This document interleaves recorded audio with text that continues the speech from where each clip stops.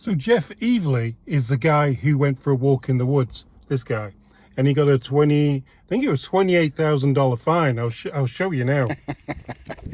So here we go. Oh, I have a ticket here for, let me see if you can see that, $28,870.50 for victimizing somebody. So did you know he meant to do that? He meant to get that fine, and he has a specific reason why he did it. Yes, we've got a live interview with him that I caught from 6:40 a.m. So let's get into it. Yeah, Jeff went on the radio and explained why he went for a walk in the woods.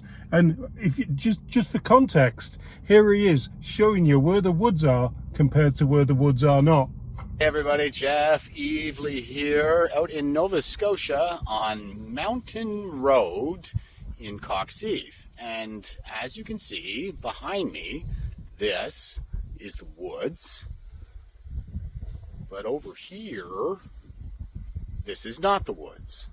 This is the Department of Natural Resources. So the radio station asked him why? Why did you go for a walk in the woods? And what is it about trying to get this fine and trying to be fined? Can you explain? I think we have to go back to 2023 when we actually had the Nova Scotia wildfires, and they put in a blanket ban at that time. There were no fires active where I live on Cape Breton Island, so I thought it to be an overreach at that time, and I filed a judicial review standing on charter rights, and I was told by the courts that because there was no money involved, they would not award standing. Had I been fined, they said, then I would have had standing. So when I saw the blanket ban come back into effect here last week, I knew what I had to do to get them into court this time. So I did it as courteously and professionally as I could, and I called DNR ahead of time to let them know that I was coming. I explained the situation as I just explained it to you, to them, before I took the action. I hope to perhaps provide an example to others for how it is that we should put the civil back in civil disobedience at this stage. It seems to me that, that's something that's been lost in the last several years, is our civility. So I'm kind of trying to bring it back, and I'm pretty happy with the result in terms of how I was received by DNR. The guys were very professional and courteous, and I think everything went really smoothly in that regard. It's important. It was important to me that they understood that I wasn't just trying to make trouble for them. Like I want a court case. I want to go after the province for what I believe is an unconstitutional ban. So it's nothing personal against them, and I'm happy with the outcome. Just so that everybody knows and is on board with this, the Justice Centre for Constitutional Freedoms has taken up this case and believe that he has a really good case against the resources people and the fine. But he was asked then, what do you think about people who are just saying that, well, he's just stirring the pot, he's stirring things up?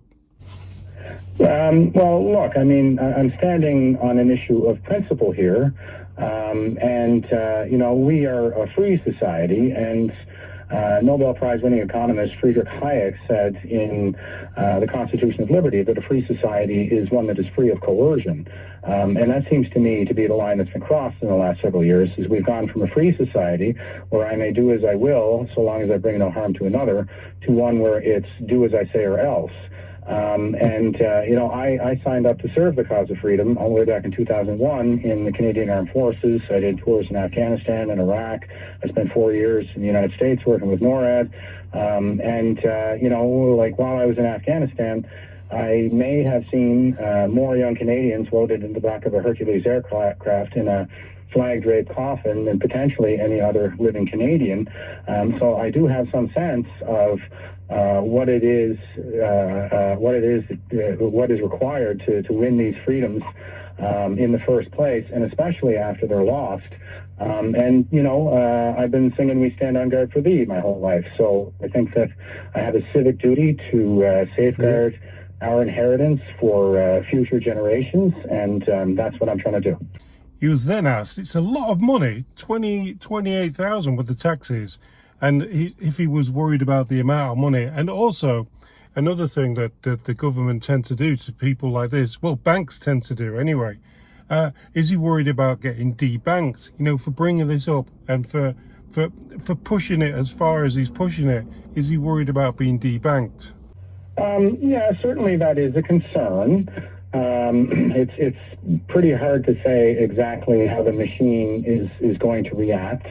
My hope is, I kind of made this a two-prong attack, so it is in the legal battle space. I do want to bring the province into a courtroom and have a proper ruling with respect to the legality of these orders. And also, I did, I took some recordings of my interactions with DNR, and I did a couple of videos on this subject that seem to have gone viral, which is what I intended, because I wanted to bring a lot of public awareness to this so that all eyes are on this issue and how they are handling it. So my hope is that because there is such widespread awareness, that will serve as something like a bulwark against the abuse that you just described. Something else that came up in the conversation was the consistency going on between the going in the woods or not going in the woods, whether they're private woods, whether they're crown land.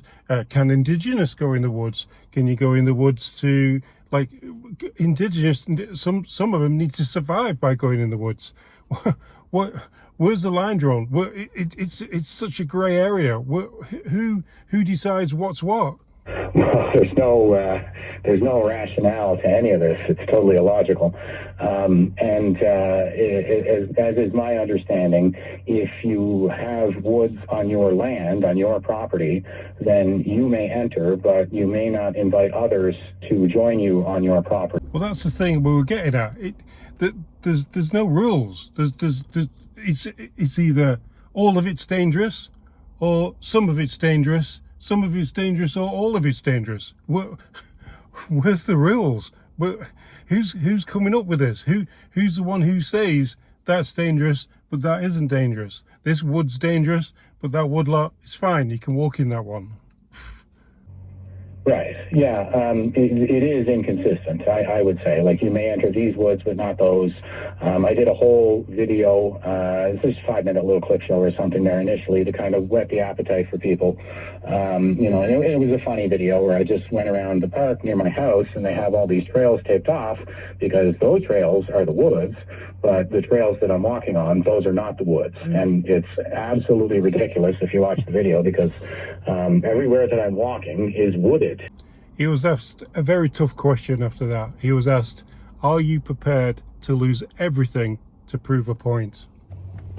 Yeah, I mean, I think you need to be, right? You need to be. That is the price of freedom.